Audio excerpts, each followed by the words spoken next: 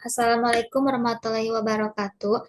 Perkenalkan nama saya Elsa Risti dari kelas 5A dengan NIM 122060004, mata kuliah Biokimia, struktur dan fungsi enzim.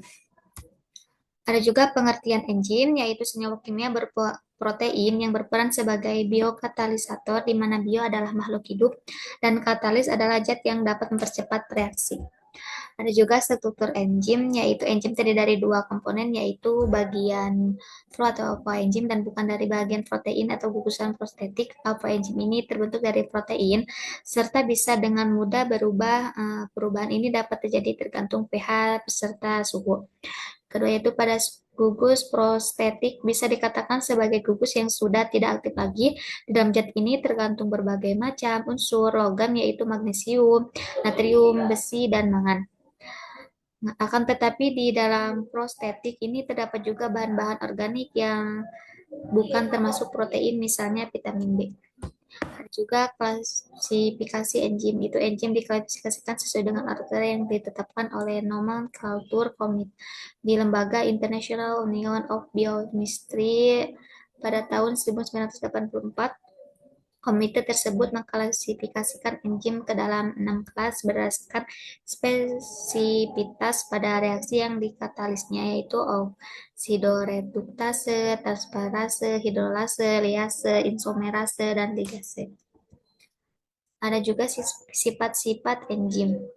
Enzim sebagai suatu senyawa yang berstruktur protein baik murni maupun protein yang terikat pada gugus non-protein memiliki sifat yang sama dengan protein lainnya, yaitu dapat terdenaturasikan oleh panas, terpresipitasikan oleh terendapnya oleh senyawa-senyawa organik cair seperti etanol dan aseton, juga oleh garam-garam organik berkonsentrasi tinggi seperti amonium sulfat.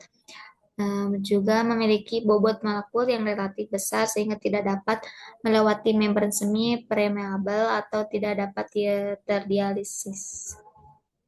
Ada juga fungsi enzim, yaitu enzim berperan sebagai katalis yang mempercepat reaksi kimia termasuk dalam tubuh manusia untuk mendukung proses pencernaan. Ini ada berikut fungsi enzim pada tiap bagian sistem pencernaan seperti mulut. Mulut itu kan enzim amilasena terdapat dalam air lidah yang dihasilkan oleh kelenjar ludah atau parotis dan pankreas. Ada juga lambung. Lambung itu enzim renin bekerja dengan bantuan asam lambung HCl atau mengubah konseonogen menjadi kansein. Ada juga enzim pepsin yang dibantu oleh asam lambung untuk mengubah protein menjadi senyawa-senyawa lebih kecil, pepton, protosa, dan pelipeptida. Ada juga usus halus, yaitu enzim laktase mengubah laktosa menjadi galaktosa dan glukosa.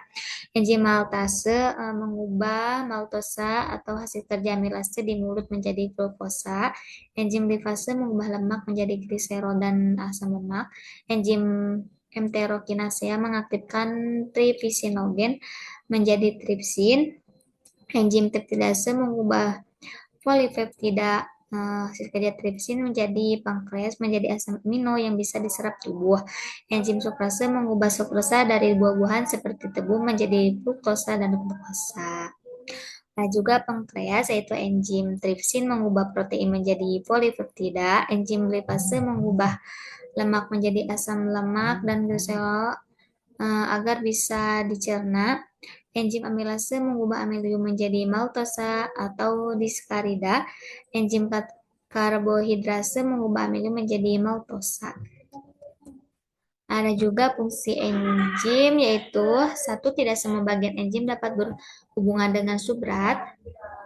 Kedua, hubungan keduanya hanya pada tempat tertentu saja.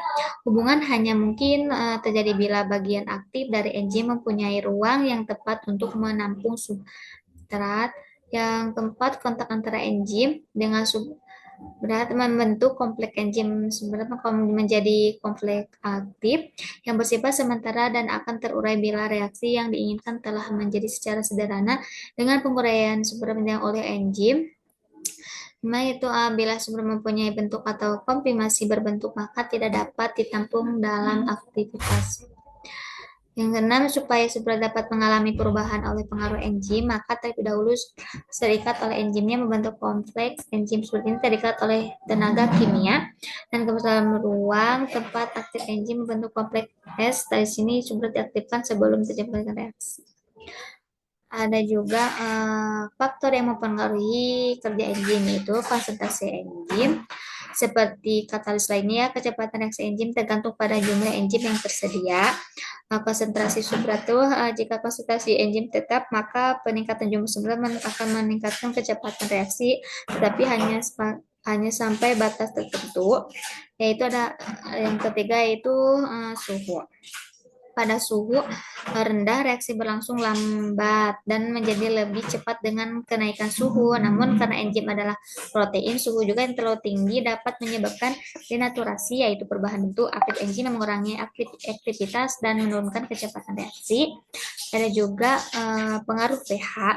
Pengaruh struktur ion enzim berubah menjadi pH lingkungan yang mempengaruhi aktivitas enzim yang membentuk kompleks enzim-enzim substrat. Ada juga pengaruh inhibitor, yaitu enzim bekerja dengan membentuk kompleks enzim substrat S dalam reaksi. Hambatan inhibisi dapat reaksi enzimasi menjadi jika bergabungan substrat dalam enzim tertentu. Sekian dan terima kasih. Wassalamualaikum warahmatullahi wabarakatuh.